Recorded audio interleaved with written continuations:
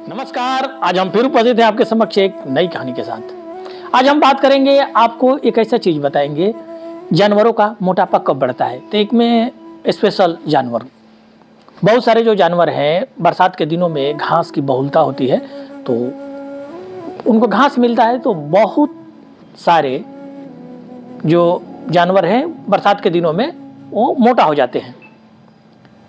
लेकिन एक गधा है, वह बरसात में नहीं बल्कि गर्मी में मोटा होता है, जबकि उस समय घास बहुत कम होता है।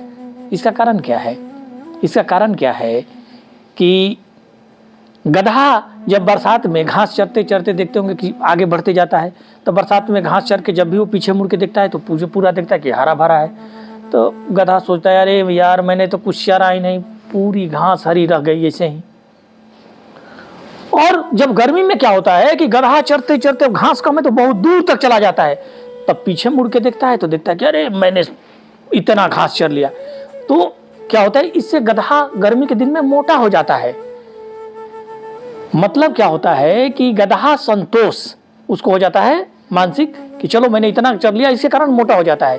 कहानी की शिक्षा यह है कि आपको मानसिक संतोष होना भी बहुत जरूरी है। अगर आप मानसिक संतोष नहीं होंगे तो कोई भी चीज आपके शरीर में लगेगा नहीं। अगर आप लोगों को कहानी अच्छी लगी है तो इसे लाइक, कमेंट और शेयर करें। साथ ही आप लोगों से हाथ जोड़कर निवेदन है कि आप लोग चैनल को सब्सक्राइब जरूर करें। जय श्री राम।